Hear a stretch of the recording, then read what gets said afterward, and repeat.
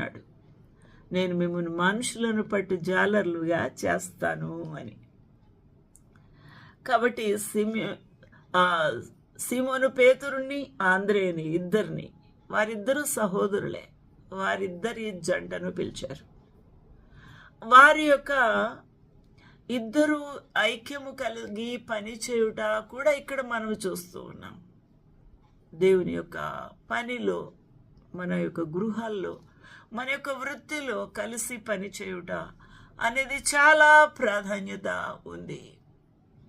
కాబట్టి కలిసి పని చేస్తూ ఉన్నారు. ఆయన నా వెంబడి రండి, నేను మిమ్మల్ని మనుషులను పట్టు జాలరుగా చేస్తాను. వారు నిత్యము చేపలు పట్టుట అనే ఆ యొక్క వృత్తిలో చాలా నిమగ్నం అయి వారు ప్రాణాలు తెగించిన వారుగా ఉన్నారు. ఆయన నా వెంబడి రండి, నేను మిమ్మల్ని మనుషులను పట్టు జాలరులుగా చేతును అని వారితో చెప్పాను.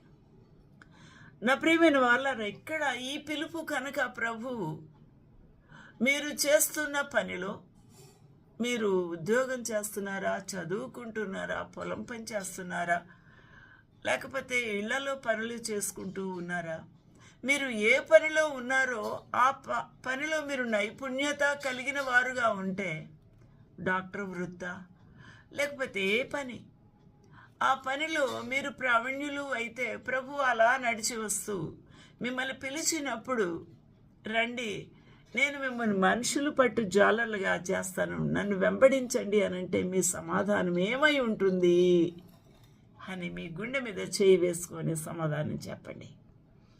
ఈ పేతురు అనగా సీమోను పేతురు, వారి యొక్క సహోదరుడు ఆంద్రేయ మరియు జబదయ కుమారులు, వీరు ఎంత గొప్పవారు అని వీరు దేవుని యొక్క స్వరమును విన్నారు, ఆ వైపు చూచారు.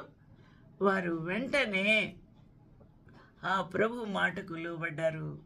వారు తమ వలలు విడిచిపెట్టి ఆయనను వెంబడించారు.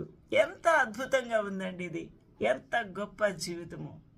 వెంటనే ప్రభు యొక్క స్వరం వారి యొక్క చెవిలో పడింది, హృదయములో పని చేసింది, కళ్ళల్లో పడింది.